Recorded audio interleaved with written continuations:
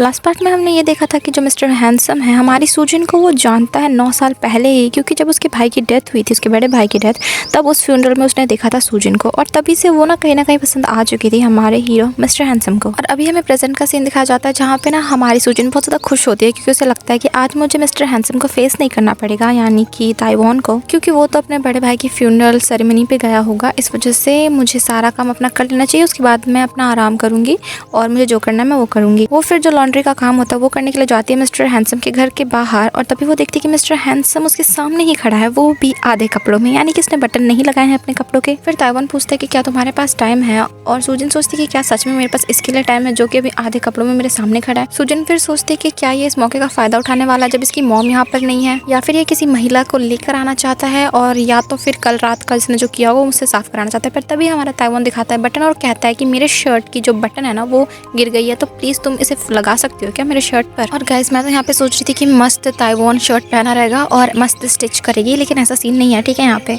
मैं तो बहुत ज़्यादा डिसअपॉइंट हो गई थी। फिर मिस्टर हैंडसम बताते कि मेरा 30 मिनट में मीटिंग है, इस वजह से मुझे ना ये जल्दी से ठीक करके चाहिए। और सूजन दूसरी तरफ सोच रही होती है मेरे इस पैर के साथ तो मुझे अपने कमरे तक जाने के लिए आधा घंटा तक लग सकता है, पर क्या करूँ, मैं से हाँ बोलूँ या ना बोलूँ। सूजन कहती है कि सिलाई का सामान तो मेरे कमरे में है, तो मुझे अपने कमरे में जाना पड़ेगा और फिर मुझे आना पड़ेगा। तो तभी ताइवान कहता है कि कोई बात नहीं, मैं तुम्हारे कमरे तक चलता हूँ, तुम वहाँ पे सिल देना। ये बात सुन के तो मैडम जी पूरी तरीके से शॉक हो जाती है और लेकिन ताइवान को कुछ नहीं होता, वो अपने जूते पहनता है और चलने लग जाता है उसके आगे आगे, ठीक है। बल्कि उसे पता नहीं उसका कमरा कहाँ, फिर भी आगे आगे चल रहा होता है। और ताइवान नोटिस करता है कि जो सुंजी है वो धीरे धीरे चल रही है, क्योंकि यार उसके पैरों पे चोट लगी ना, इस वजह से ना वो थोड़ा सा धीमा हो जाता है और ना सुंजी को आगे जाने देता है ताकि वो आगे आगे चले, वो उसके पीछे पीछे चले। वैसे भी उसे रूम तो पता नहीं होता। उसके बाद सीढ़ी चढ़ रही होती है, मतलब वो लोग पहुंच चुके होते हैं और हमारा मिस्टर हैंडसम कहता है सूजन से कि तुम ना मेरा हाथ पकड़ के सीढ़ी चढ़ लो तो तुम्हें ज़्यादा आसानी होगी सीढ़ी चढ़ने में। सूजन भी कितना ही मना करती है यार, उसका हाथ पकड़ के सीढ़ी चढ़ने लग जाती है। उसके बाद वो लोग कमरे में पहुंच जाते हैं और सूजन अपने कमरे में घुस के पहले तो दरवाज़ा बंद करती है और सोचती है कि भाई चल क्या रहा है यहाँ पे, मतलब ये मेरे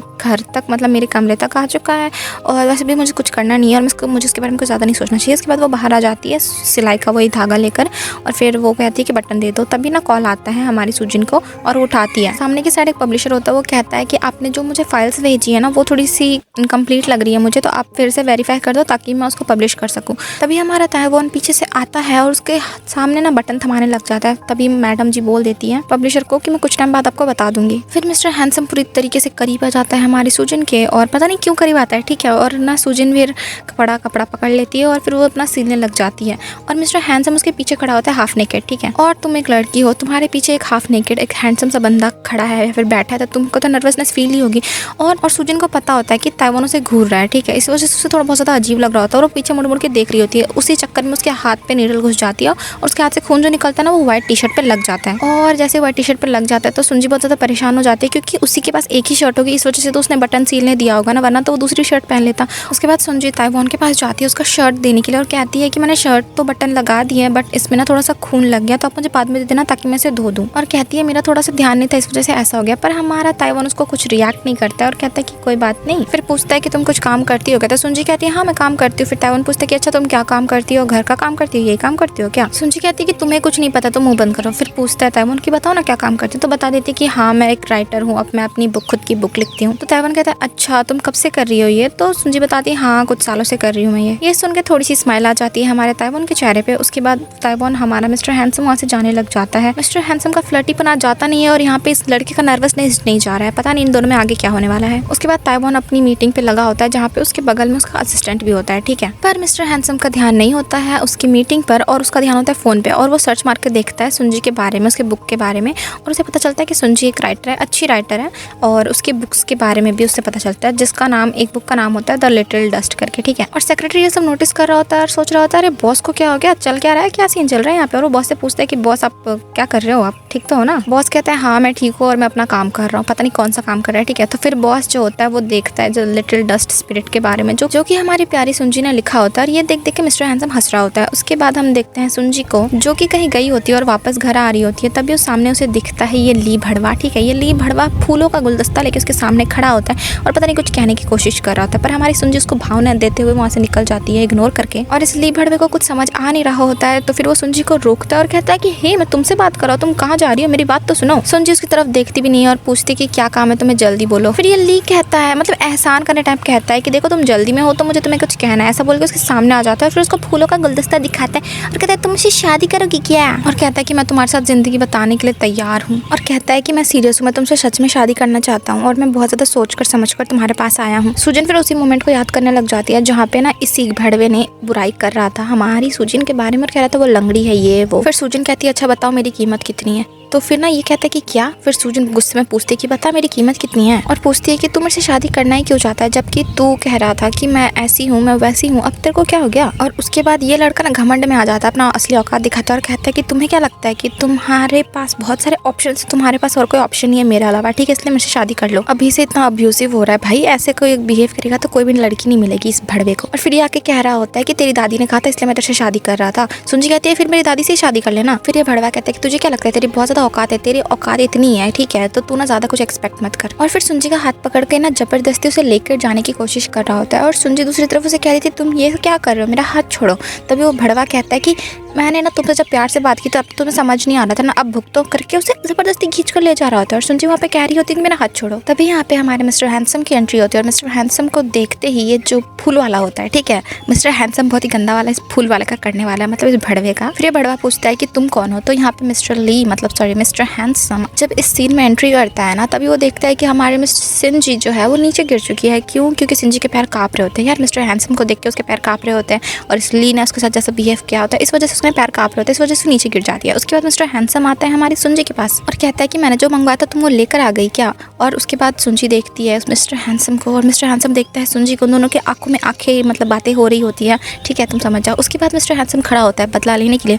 अरे लगता है कि फूल वाला फूल बेचना है, वैसे तो मुझे ये फूल ज़्यादा पसंद नहीं है पर मैं ले ही लेता हूँ, बेचारे की मदद हो जाएगी, ऐसा बोल के पैसा निकालता है वॉलेट से और पैसा लेके वो फूल ले लेता है। यहाँ पे भड़वे को कुछ समझ नहीं आता है, मतलब फूल तो लेता नहीं है, इट्स लाइक रख ले भाई तू, भिखारी के जैसे भीख दे देता है। और फिर सुंजी की जाके मदद करता है कि उठ जाओ, उसका हाथ पकड़ के वहाँ से ले जाता है, और यहाँ पे इसका पोपट हो जाता है क्योंकि इसका फूल भी नहीं बिका और उसको पैसे भी मिल गए। बहुत ही गंदा वाला पोपट होता है, बहुत ज़्यादा गुस्से में पड़ जाता है ये बंदा। और फिर ये कह रहा होता है चिल्ला के, उसे क्या लगता है कि वो कौन है और ये इतने कम पैसे क्यों दिया उसने। फिर पीछे से किसी की आवाज़ आती है और वो होती है हमारी बुढ़िया मैडम। फिर बुढ़िया मैडम आके कह रही होती है इसलिए भड़वे से कि तुम क्या सुंजी से मिलने आए थे। और ये भड़वा कहता है हाँ मैं सुंजी से मिलने आया था। फिर दादी माँ बताती है कि देखो हमारी सुंजी को इम्प्रेस करना ना इतना आसान नहीं है, तुम इस फूलों से तो शायद ही उसे इम्प्रेस कर पाओगे। फिर कहता है कि हाँ मैं बहुत ज़्यादा कोशिश कर रहा हूँ और आखिरकार वो इम्प्रेस हो ही जाएगी। ऐसा कौन सा पेड़ है जो 10 एक्स लगने के बाद यानी कि 10 कुल्हाड़ी लगने के बाद भी नहीं गिरेगा। पता नहीं ये सुंजी को लड़की समझता है या पेड़, जो भी है। यहाँ पे दादी गुस्सा हो जाती है, ये बात सुन के नहीं बल्कि इसलिए क्योंकि ये मिलने आ रहा है जबकि यहाँ पर गेस्ट्स आए हुए हैं, तो ये मना कर देती है और कहती है कि तुम अभी मिलने मत आओ क्योंकि अभी गेस्ट्स लोग हैं, तो तुम तब मिलने आना जब ना यहाँ पे कोई नहीं होगा। फिर भड़वा सोचने लग जाती है कि क्या वो लड़का जो था वो ताइवान था या फिर वो उस कंपनी का प्रेसिडेंट था, कौन था। और यही सोच रहा होता है तभी दादी उसे बोलती है मैं तुम्हें मना नहीं कर रही हूँ कि सुंजी से मत मिलो, पर तुम मिलना चाहते हो तो तुम बाहर मिलो, तुम अगर बाहर मिलोगे तो तुम दोनों एक साथ टाइम स्पेंड करोगे तो तुम दोनों को अच्छा लगेगा। तो ये आइडिया इस भड़वे को भी अच्छा लगता है और ये खुश हो जाता है और कहता है कि ठीक है मैं ट्राई करूँगा। और यहाँ से कल्टी मार रहा होता है, लेकिन कल्टी मारते हुए सोचता है कि सुंजी को क्या लगता है कि सच में वो उस हैंडसम से लड़की की मिस्ट्रेस बन पाएगी, मतलब या उसकी पत्नी बन पाएगी, ऐसा ये सोच रहा है। और दूसरी तरफ हमारा मिस्टर हैंडसम पकड़ कर खींच कर लेकर जा रहा है हमारी सुंजी को, और सुंजी कहती है कि क्या कर रहे हो, हम पहले ही पहुंच चुके हैं। उसके बाद जो होता है ताइवान उसका हाथ छोड़ देता है और हंसते हुए कहता है कि वाह तुम्हारे पीछे तो बहुत लड़के पागल है, एक तुमसे शादी करना चाहता है, एक के साथ तुम रिलेशनशिप में हो, चल क्या रहा है ये सब। सुंजी यहाँ पे शौक की क्या बात कर रहा है। सुंजी उसको समझाने की कोशिश कर रही होती है कि नहीं तुम जैसा सोच रहे हो ना वैसा कुछ भी नहीं है, एक बंदा जो तुम्हें लगता है डेट कर रहा है वो बस मेरा स्कूल का क्लासमेट है जो कार में आया था और वो बहुत ज़्यादा फ्रेंडली है, वो थोड़ा सा ना चिपकू टाइप का है। और जो ये बंदा था ना जो मुझे फूल देने की कोशिश कर रहा था वो तो एक नंबर का कमीना है, वो बहुत ही ज़्यादा गुस्से वाला है और हमेशा मेरे पीछे पड़ा रहता है, पर मैं उससे कुछ भी प्यार व्यार नहीं करती हूँ। और इतना सब समझाने के बाद सुंजी यहाँ पे सोच रही होती है आखिरकार मैं इसको समझा ही क्यों रही हूँ, मुझे इसको समझाने की क्या जरूरत पड़ गई। और तुम लोगों को समझ नहीं आ रहा होगा लेकिन मुझे भी समझ नहीं आ रहा क्योंकि मिस्टर हैंडसम ऐसा क्यों बिहेव कर रहे हैं। फिर सुंजी कहती है कि मुझे मेरा बैग दे दो वापस। तो फिर मिस्टर हैंडसम जो होता है ना उसे पीछे छुपा लेता है और कहता है कि रुको इतनी भी जल्दी क्या है तुम्हें जाने की। सुंजी कहती है कि मुझे प्लीज़ मेरा बैग वापस कर दो। फिर मिस्टर हैंडसम उसके थोड़ा करीब जाता है और कहता है देखो अगले बार तुम्हें कोई भी लड़का परेशान करे ना, तुम्हारा दोस्त हो या फिर कोई तुम्हारा आशिक हो तुम मुझसे मदद मांग सकते हो, तुम उन लोगों को कह देना कि तुम मुझे डेट कर रही हो, तो इससे प्रॉब्लम सॉल्व हो जाएगी, कोई भी तुम्हारे पीछे नहीं आएगा। हमारी प्यारी सुंजी पहले तो उसे थैंक यू कहती है कि थैंक यू तुमने मेरी मदद करने के बारे में सोचा, और कहती है कि मुझे नहीं लगता कि ऐसा कभी होने वाला है, क्योंकि मैं नहीं चाहती ऐसा कुछ हो और मैं तुम्हारा नाम यूज करूँ, क्योंकि तुम्हें इससे प्रॉब्लम हो सकती है ना। मैं नहीं चाहती कि मेरी वजह से तुम किसी भी प्रॉब्लम में फंसो या फिर मेरी वजह से तुम्हारी इमेज खराब हो जाए। ऐसा बोल के वहाँ से जाने लग जाती है। पर मिस्टर हैंडसम उसके मुंह के सामने वो पेपर लाता है, मतलब वो बैग लाता है और कहता है ये तुम भूल कर जा रही हो, ये ले लो।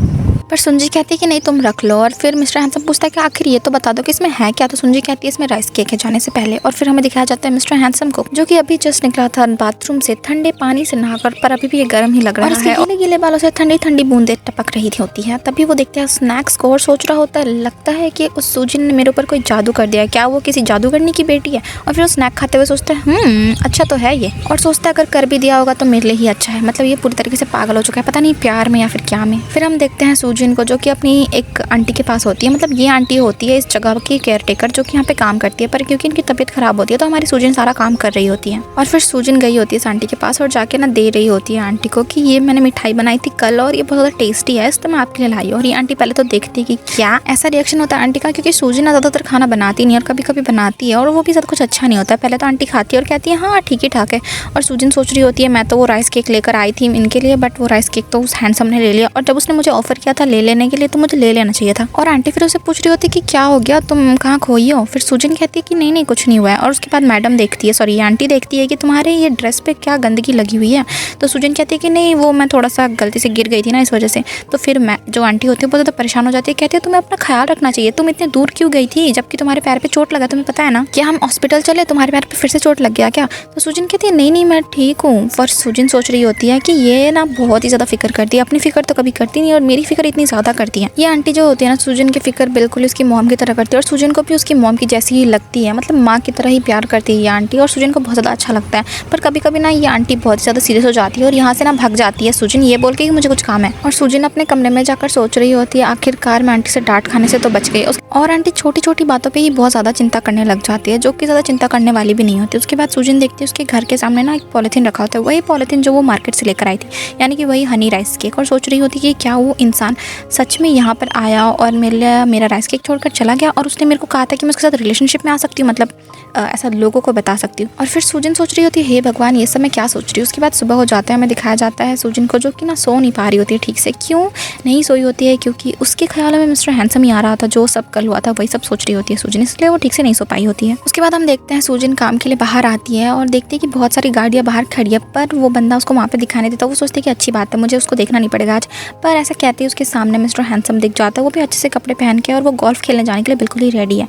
तो वहाँ पे सूजिन एक अच्छी लड़की बन के उसको गुड मॉर्निंग विश करती है। बदले में मिस्टर हैंडसम सर हिला देता है। तो ये सोचते हैं कि क्या मतलब ये क्या कर रहा है भाई, मैं इसको गुड मॉर्निंग कह रही हूँ सर हिला रहा है, मैं इसकी क्लाइंट हूँ क्या। पर यहाँ पे ना बहुत ज़्यादा गुस्सा आ रहा था सूजिन को, ये सोचती है कि मुझे अपना काम करना चाहिए और इसके मुंह नहीं लगना चाहिए। उसके बाद वो रूम के अंदर जाने लग जाती है जहाँ पे होती है मैडम, ठीक है सूजिन की माँ, और पीछे से ताइवान उसको देखे ही जा रहा होता है। अंदर घुस जाती है, मतलब पहले नॉक करती है उसके बाद अंदर जाती है और जो मैडम होती है वो कॉल पे बात कर रही होती है और मॉम बात करते हुए कह रही होती है हाँ मेरा बेटा तो उम्र हो गई है उसकी, तो अभी उसे शादी कर ही लेनी चाहिए और अरेंज मैरिज ही हम करा देते हैं ना तो आसान होगा हमारे लिए भी। और कमरे में हम देखते हैं कि मैडम पूरी तरीके से बातों में गुल है और पूरी तरीके से रूम बिखरा पड़ा है, कपड़े पूरे बिखरे पड़े हैं और इसकी मॉम ने तो पैर भी नीचे रख दिया है कपड़ों के ऊपर। और सूजिन को जैसा कहा गया होता है वो अपना सारा काम कर रही होती है, कपड़ों को लपेट समेट रही होती है और तभी नजर पड़ जाती है मॉम की सूजिन पे। मॉम ना कहीं जानबूझ के ना जो सामने वाली मॉम होती है उसकी बेटी की तारीफ कर रही होती है, मतलब अपने डॉटर इन लॉ की तारीफ कर रही होती है और कह रही होती है कि आपकी बेटी तो बहुत अच्छी है, वरना आजकल के बच्चे तो किसी काम की ही नहीं है। तभी जो सुंजी होती है देखती है कि कपड़ा जो है वो मैडम के पैरों के नीचे, अब वो मॉम के पैरों के नीचे से वो कपड़ा कैसे ले उसे समझ नहीं आ रहा होता है क्योंकि मॉम तो बिजी होती है बात करने में। तभी उसे एक चांस मिलता है जब जो मैम होती है वो मतलब जो मॉम होती है वो कपड़ा मतलब पैर उठाती है और तभी उसके नीचे से सुंजी कपड़ा निकाल लेती है। मॉम की थोड़ी सी नजर तो जाती है सुंजी पर, वो ज्यादा कुछ कहती नहीं है उसको और फोन पे ही बातें कर रही होती है सुंजी पे घूर के, मतलब सुंजी को घूर के। और सुंजी वहाँ पे कहती है कि मैंने सारा काम कर लिया है और आपको कोई और काम है तो बता सकती है। मॉम तभी कॉल होल्ड पर रखती है और सुंजी से कहती है कि नहीं सारा काम हो चुका है तुम जा सकती हो। तो सुंजी सुंजी भी वहाँ से जाने लग जाती है और मॉम कहती है हाँ वो अभी सर्वेंट जा चुकी है। मतलब मॉम को इस सर्वेंट की मतलब हमारे सुंजी की बात करने की जरूरत ही क्या पड़ गई पता नहीं। उसके बाद सुंजी बाहर आते हुए देखती है कि जो मिस्टर हैंडसम है वो कहीं गया नहीं है, बल्कि मिस्टर हैंडसम उसके सामने ही पोज देकर खड़ा हुआ है अपनी ही गोल्फ सेट के साथ। वहाँ पे सुंजी उसको बो करती है और वहाँ से जाने लग जाती है। और तभी मिस्टर हैंडसम की गोल्फ बॉल जो होती है ना वो सुंजी के मुंह के सामने से गुजरती है, जिस वजह से सुंजी थोड़ी सी ना शॉक हो जाती है। मतलब अगर तुम्हारे सामने कुछ अचानक से आएगा तो तुम डर जाओगे ना, तो सुंजी भी डर जाती है अचानक से और उसे लगता है कि शायद गलती से मिस्टर हैंडसम ने मेरी तरफ ये बॉल मार दिया होगा। और फिर मिस्टर हैंडसम कहता है कि वो बॉल ला के दे दो मुझे। तो सुंजी भी बात मान ही लेती है क्योंकि यार उसका बॉस है, तो वो बॉल उठाकर उसके हाथ में थमा देती है और फिर वहाँ से जाने लग जाती है। यहाँ पे मिस्टर हैंडसम बहुत ही हंस रहा होता है, ठीक है। और सुंजी देखती है कि उसके सामने फिर से बॉल आया, तो सुंजी को समझ आ जाता है कि ये जानबूझ के ही ये सब कर रहा है। और यहाँ पे मिस्टर हैंडसम बहुत ही प्यारी सी नहीं बहुत ही खतरनाक टेढ़ी सी स्माइल देता है, ठीक है। मतलब वो चिढ़ा रहा है फिर परेशान करने की कोशिश कर रहा है हमारी सुंजी को। और सुंजी को यहाँ पे बहुत ही ज्यादा गुस्सा आ रहा होता है, पर वो उसका बॉस है तो वो घंटा कुछ नहीं कर सकती है, मतलब अपने बॉस का कुछ नहीं बिगाड़ सकती है। तो फिर से वो बॉल उठाती है और बॉल जाके बॉस को थमा देती है। फिर जो बॉस होता है वो पूछता है सुंजी से कि क्या तुम्हें राइस केक खाना बहुत ज़्यादा पसंद है। और सुंजी जो हाथ में बॉल पकड़ के होती है वो सोच रही होती है कि इसे पता है कि इसकी मॉम वहीं पे रूम में और उसकी मॉम सारी हमारी बातें सुन सकती है, पर फिर भी ये क्यों से जोर जोर से बातें कर रहा है। बॉस फिर कहता है कि तुमने जो स्वीट दिया था ना वो बहुत ज़्यादा टेस्टी था और मैं तो वो खा गया। पर सुंजी सोचती कि क्या वो इसलिए वो एक पैकेट गायब था, जबकि मुझे दुकानदार वाले ने तो 2 पैकेट दिया था, पर जब मैंने वो प्लास्टिक खोला तो मुझे एक ही मिला, इसी ने वो खा लिया था, इसी के पेट में, इसलिए मुझे नहीं मिला वो। फिर ताइवान कहता है कि हाँ वो बहुत ही ज्यादा टेस्टी था, मैं तो वो खा गया, अब तो मेरे ऊपर तुम्हारा एक उधार रह गया, तो मैं तुम्हारा उधार चुकाने के लिए क्या कर सकता हूँ। पर सुंजी जो होती है ना दूसरी तरफ वो कहती है कि नहीं तुमने मेरी बहुत ज्यादा मदद की है तो काफी है ना, तुम्हें कुछ उधार मतलब कोई चुकाने की जरूरत नहीं और ये तुम्हारी बॉल ले लो। पर मिस्टर हैंडसम तो मानता ही नहीं है, वो कहता है कि नहीं मेरा तुम्हारे ऊपर उधार है, मैं फ्री में कुछ कैसे ले सकता हूँ। और तभी पीछे से आवाज आती है सर करके और पीछे होता है सेक्रेटरी और सेक्रेटरी आके बताता है कि अभी आपसे मिलने के लिए कोई इंपॉर्टेंट गेस्ट आया और आपसे मिलना चाहता है।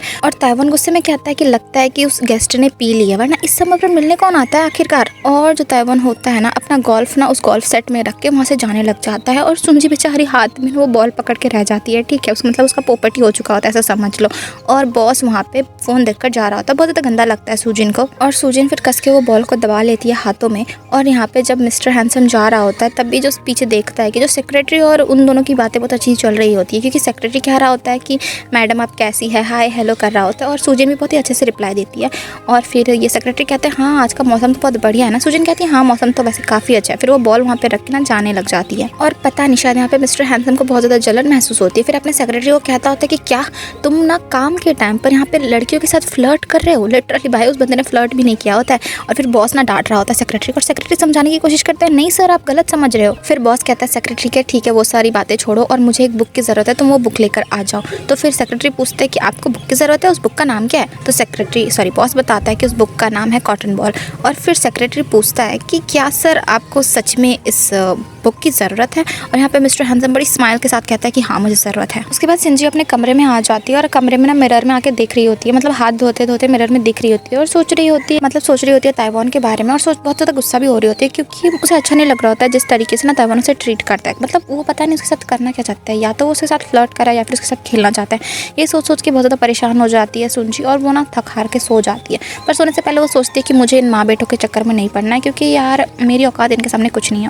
और फिर सुंजी के सामने वही कॉटन बॉल वाली बुक भी होती है। उसके बाद सुबह हो जाती है और सुबह ना अपना माथा पकड़ के चल रही होती है सुंजी, क्योंकि सुंजी बहुत ज़्यादा परेशान होती है क्योंकि वो रात को ठीक से सोई नहीं थी क्योंकि उसको बहुत ही बुरा सपना आया था। उसको उसके बचपन का सपना आया था, मतलब उसके बचपन का सपना मतलब बचपन में वो जैसी थी। मतलब समझ जाओ कि सुंजी का पास्ट है और ये बहुत ज़्यादा गंदा है, मतलब बहुत ज़्यादा बुरा है। और सुंजी को दिखाया जाता है जो कि उसकी छोटी बहन के साथ होती है और उसकी छोटी बहन रो रही होती है और कह रही होती है कि मेरी मीमी ना पानी में गिर गई है। मतलब यहाँ पे बहुत ज़्यादा बारिश तूफान चल रहा होता है और सुंजी उसको समझाने की कोशिश कर रही होती है कि देखो अभी ना हम चले जाते हैं घर क्योंकि अभी सेफ़ नहीं है कहीं पे भी यहाँ पे बाहर रहना, हम घर चलते हैं, कल तुम्हारी डॉल मीमी को हम ढूंढने आएंगे, ठीक है। पर ये बच्ची जो होती है ज़िद करने लग जाती है कि नहीं प्लीज़ आप मेरी अच्छी दीदी हो ना, प्यारी दीदी हो ना, प्लीज़ आप मुझे वो डॉल ढूंढ के दे दो, मुझे चाहिए। और सुंजी हमारे दिल की प्यारी बहुत ही अच्छी बच्ची होती है तो इस वजह से वो ना अपनी छोटी बहन को रुलाना नहीं चाहती थी तो वो मान जाती है। उसके बाद वो ना पानी में उतरती नहीं है पर दूर से देखने की कोशिश कर रही होती है कि उसकी डॉल कहाँ पर है।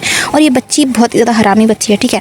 मैं से क्यों कह रही हूँ, तुम देखो इसकी हरकत देखो। तो ये अपनी डॉल को देखने के लिए अपनी दीदी को ना पानी में धक्का दे देती है कि ताकि मेरी दीदी पानी में गिर के डॉल को ढूंढे। और यही सब सपना आया होता है सुंजी को। और सुंजी सोच रही होती है आखिर मुझे ये सपना क्यों आया, पर अभी समझ आ जाएगा कि उसे ये सपना क्यों आया, क्योंकि उसकी जो छोटी बहन होती है, मतलब उसकी फैमिली, रियल फैमिली उसके सामने ही होती है। वो आई होती है, जो छोटी बच्ची थी अब वो एक, मतलब उसकी छोटी सी बहन अब बड़ी हो चुकी है। और सुंजी को ये देखकर बिल्कुल अच्छा नहीं लग रहा होता है, क्योंकि उसके बिना वो फैमिली जो होती है बहुत ज़्यादा खुश होती है। और वो बच्ची जिसने उसे पानी में धक्का दे दिया था, ये कहकर कि हम लोग बहुत ज़्यादा खुश होंगे अगर आप हमारे साथ नहीं होगी, मतलब ऐसा कहा था बचपन में ही इस बच्ची ने। मतलब कितनी ज़्यादा हरामी होगी बच्ची, सोचो। और सुंजी ये सब दूर से ही देख रही होती है, उसे बिल्कुल भी अच्छा नहीं लग रहा होता है इसको देखकर, क्योंकि यार किसी को क्यों ही अच्छा लगेगा अपनी एक ऐसी बहन को देखकर जो कि उसकी खुद की है भी नहीं, मतलब ये एक स्टेप सिस्टर है, ठीक है। और ये इसका जो फादर है वो इसका फादर नहीं है, उस बच्ची का फादर है। मतलब सुंजी के पापा का पता कुछ अता पता नहीं है।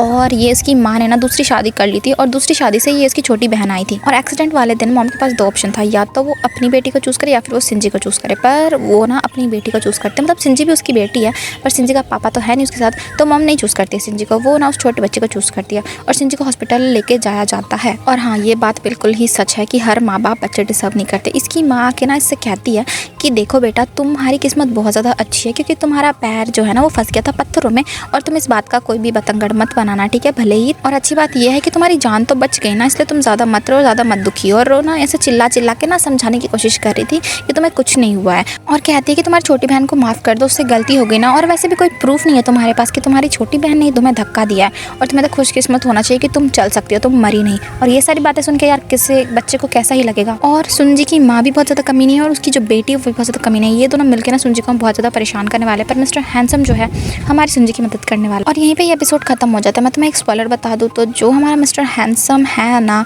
वो सुंजी को पसंद करता है, ठीक है, और वो सुंजी के साथ बोलूँ तो सोना ही चाहता है, ठीक है। और एक दिन ऐसा भी सीन होता है कि सुंजी बहुत ज़्यादा परेशान थी और मिस्टर हैंडसम के कमरे में आता है, एंड देन तुम सोच लो यही सीन है, ठीक है, आगे यही सीन होने वाला है, क्योंकि सुंजी बहुत ज़्यादा परेशान हो जाती है अपनी बहन और अपनी माँ से, क्योंकि वो लोग उसे बहुत ज़्यादा परेशान करते हैं। तो नेक्स्ट एपिसोड देखने के लिए आप मेरे चैनल को सब्सक्राइब करना। मैं जल्दी से जल्द एपिसोड लेकर आने की कोशिश करूँगी। और अभी तक बाकी जो सॉन ग्रेव है और बाकी जो भी एपिसोड्स है उसके एपिसोड्स आए नहीं है यार, वरना मैं एक्सप्लेन कर देती। और मेरा वीडियो देखने के लिए आपका बहुत बहुत शुक्रिया। सब्सक्राइब लाइक करना मत भूलना। Thank you, bye.